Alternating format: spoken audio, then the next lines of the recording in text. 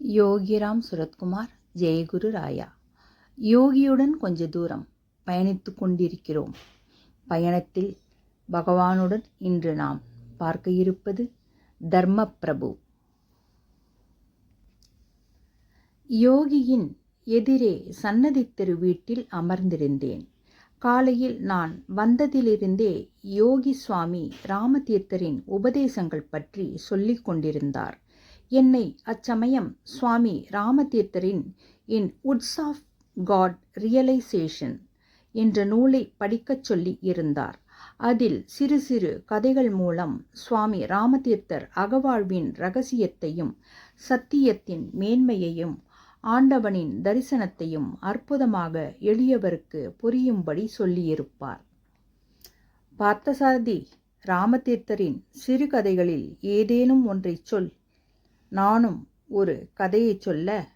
பின் யோகி மற்றொன்று கேட்க இவ்விதமாகவே நான் பல கதைகளை கூறினேன். காலை மணி 9 இருக்கும். யோகி திடீரென எழுந்து நின்றார். இந்த பிச்சைக்காரனுக்கு கோவிலில் ஒரு வேலை இருக்கிறது, வா கோயிலுக்கு போகலாம். யோகி அருணாச்சலேஸ்வரர் திருக்கோயிலுக்கு புறப்பட்டார். கதவுகளை கவனமாக பூட்டிவிட்டு என் கையை பற்றி கொண்டு கோயிலை நோக்கி நடந்தார்.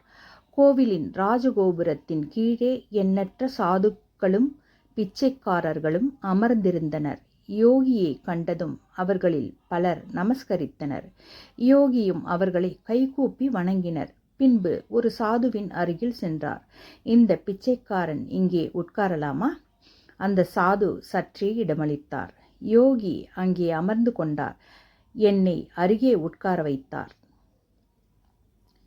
தனது தேங்காய் சிரட்டையை தன் முன்னே வைத்தார்.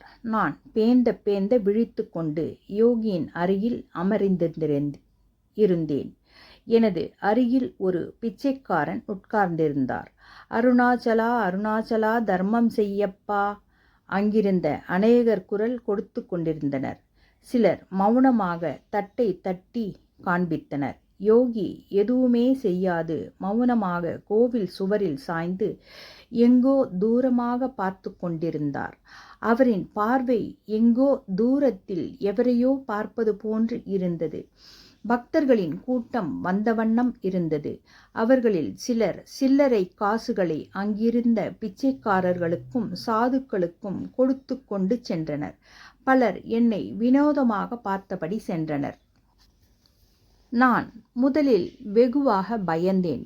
என்னை யோகி இங்கே உட்கார வைத்து விட்டாரே என ஆதங்கப்பட்டேன். என் உடல் சிறிது நடுங்க ஆரம்பித்தது. கோபமாய் வந்தது. யோகி தனது கரத்தால் எனது கரத்தை அழுத்தி பிடித்து கொண்டார். மனதில் பயம் சற்று குறைந்தது. கோபம் போய்விட்டது.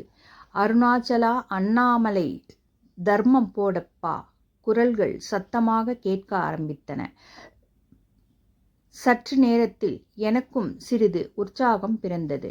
நானும் வாய்விட்டு பிச்சை கேட்கலாமா என மனதில் எண்ணினேன். யோகி என் முதுகை தட்டி கொடுத்து சிரித்தார். நான் பிச்சை கேட்கவில்லை. யோகி எதுவும் சொல்வாரோ? யோகி பிச்சை கேட்டால் நானும் பிச்சை கேட்கலாம் என்றிருந்தேன். யோகி பிச்சை கேட்கவில்லை, நானும் கேட்கவில்லை. பின்பு நான் அங்கே அமர்ந்திருந்த ஒவ்வொருவரின் தட்டையும் ஆராய்ந்தேன். எல்லாவற்றிலும் கொஞ்சம் காசுகள் இருந்தன. யோகியின் சிரட்டை மட்டும் நிரம்பி இருந்தது. எனக்கோ ஒருவர் கூட பிச்சை அளிக்கவில்லை. எனக்கு யோகியின் சிரட்டையை பார்த்து பொறாமையாக இருந்தது. முதலில் பயந்து, பின் கோபப்பட்டு, முடிவில் பிச்சை எடுக்க ஆசைப்பட்ட என்னை பார்க்க எனக்கே வியப்பாயிருந்தது. யோகி எழுந்தார். பார்த்தசாரதி, இதை இங்குள்ள அனைவருக்கும் பகிர்ந்தளிப்பாய். காசுகள் நிறைந்திருந்த சிரட்டையை என்னிடம் கொடுத்தார். காசுகளை நான் பகிர்ந்து கொடுத்த பின் என் கையை பிடித்து கொண்டு மீண்டும் சன்னதி தெரு வீட்டுக்கே செல்லலானார் அந்த தர்மபிரபு. யோகியுடன் கொஞ்ச தூரம் நாளையும் தொடர்ந்து பயணித்து கொண்டிருப்போம்.